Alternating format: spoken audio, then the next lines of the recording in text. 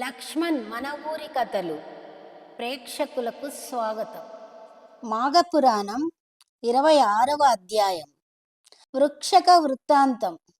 మాఘస్నాన ఫలితం వలన వితంతువు అప్సరసగా ఎలా మారిందో ఈరోజు కథలో తెలుసుకుందాం.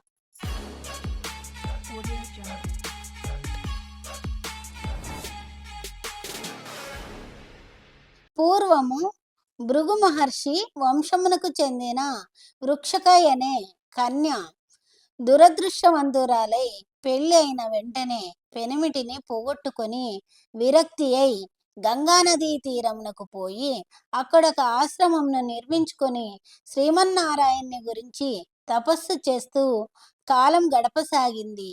ప్రతి సంవత్సరము మాఘమాసం నందు క్రమం తప్పక నదీ స్నానం చేస్తూ భగవద్ధ్యానంతో గడిపేది.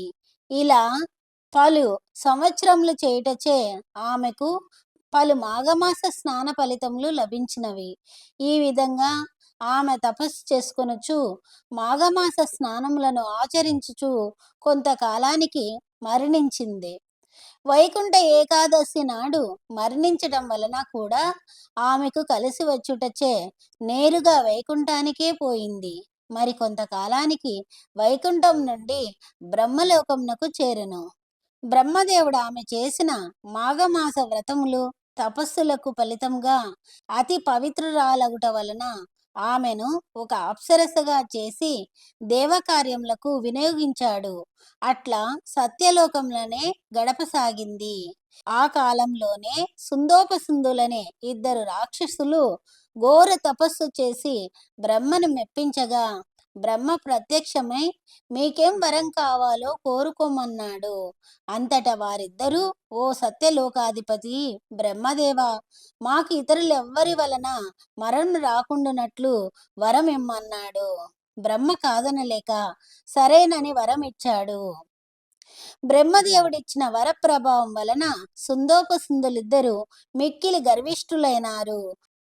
వారినెవ్వరూ చంపలేరనే ధీమాతో దేవతలని హింసించసాగారు. మహర్షుల తపస్సులను భగ్నం చేయ ప్రారంభించారు. ప్రజలను నానా హింసలను గురి చేస్తూ ఘోర బీభత్సములను సృష్టించసాగారు. దేవలోకంపై దండెత్తి దేవతలనందరినీ తరిమి కొట్టారు. దేవతలందరూ బ్రహ్మదేవునితో ఇలా మొరపెట్టుకున్నారు. ఓ బ్రహ్మదేవ, సుందోపసుందులనే రాక్షసులు మీరిచ్చిన వరగర్వంతో కన్ను మిన్ను కానక ప్రవర్తిస్తున్నారు. వారు లోకాలన్నింటినీ అల్లకొల్లోలం చేయుచున్నారు. వారి అకృత్యములను మేము భరించలేకున్నాము. కావున మిమ్మలను శరణజొచ్చుచున్నాము. మాకేదైనా తరుణోపాయం చెప్పండి. వారి మరణంకేదైనా ఉపాయం ఆలోచించండి. మమ్మల్ని రక్షించండి అని ప్రాధేయపడ్డారు. అంతటా బ్రహ్మ దీర్ఘంగా ఆలోచించి ఈ కార్యంను నిర్విఘ్నంగా నెరవేర్చుటకు తిలోత్తమియే సరి అయినదని తలిచి ఆమెను పిలిచి, తిలోత్తమ, సుందోపసుందులనే రాక్షసులను ఇతరులు ఎవ్వరి వలన మరణం రాకుండానట్లు వరమిచ్చాను. ఆ వరగర్వంతో వారు సమస్త లోకాలను తల్లడిల్లి చేస్తున్నారు. నీవు కడు ప్రజ్ఞావంతురాలివి, మిక్కిలి తెలివితేటలు గలదానివి కనుక నీవు పోయి నీ చాకచక్యంతో వారు మరణించినట్లు చేయుము అని ఆదేశించాడు. తిలోత్తమ బ్రహ్మదేవుని ఆజ్ఞానుసారము సుందోపసుందులున్న అరణ్యమునకు ప్రవేశించింది. అత్యంత సౌందర్య రాశిగా తయారై వీణులకింపైన మధుర సంగీతం పాటలు పాడుతూ సుందోపసుందులనే రాక్షసులున్న నివాసమునకు సమీపమునందే సంచరించసాగింది. ఆ రాక్షస సోదరులిద్దరూ ఆమె అద్భుత గానమునకు ఆకర్షితులై వెంటబడ్డారు. అద్భుతమైన సౌందర్యంతో వెలిగిపోతూ మృదు మధురమైన సంగీతంతో పాటలు పాడుచున్న ఆమెను చూడగానే నన్ను పెళ్లి చేసుకో అంటే నన్ను పెళ్లి చేసుకోమని ఇద్దరు వెంటపడసాగారు, వేధించసాగారు, ఆమెను వెన్నంటి తిరగసాగారు. తిలోత్తమ అవకాశం చిక్కిందనుకొని, ఓ రాక్షసులారా, నాకు కూడా మిమ్మల్ని వరించాలనే ఉన్నది. నేను మీ ఇద్దరిని సమానంగా ప్రేమిస్తున్నాను. నాకు మీరిద్దరు ఇష్టంగానే ఉన్నారు. అయితే మీ ఇద్దరిలో నేనెవరిని వివాహమాడాలి? ఇద్దరిని చేసుకోలేను గదా! అయితే నేనొక నిర్ణయానికి వచ్చాను. మీ ఇద్దరిలో ఎవరు బలవంతులో వారినే వివాహమాడెదను. కావున మీ ఇద్దరిలో ఎవరు బలవంతులో వారే నా సొంతం కాగలరు అని చాకచక్యంగా మాట్లాడింది. తిలోత్తమ పలుకులు వారిని ఆలోచింపజేశాయి. నీకంటే నేనే బలవంతుణ్ణని సుందుడంటే, లేదు నేనే బలవంతుణ్ణని పసందుడన్నాడు. ఇద్దరికీ వాగ్వాదం పెరిగి పౌరుషం వచ్చింది. మనిద్దరిలో ఎవరు గొప్పో తేల్చుకుందామంటూ ఇద్దరు ఘోర యుద్ధానికి తలపడ్డారు. గదా యుద్ధము, మల్ల యుద్ధము చేశారు. ఘోరంగా దెబ్బలాడుకున్నారు. పలు రకాల ఆయుధాలతో పోరాడుకున్నారు.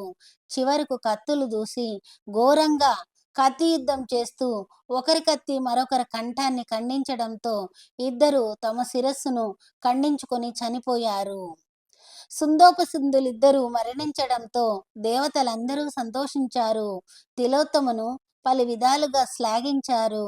బ్రహ్మదేవుడు కూడా సంతసించి, తిలోత్తమ, నీ చాకచక్యంతో సుందోపసుందుల పీడను తొలగించావు. దేవతలందరికీ ఆరాధ్యురాలివైనావు. ఇదంతా నీవు చేసిన మాఘమాస వ్రతి ఫలితమే కాని మరొకటి కాదు.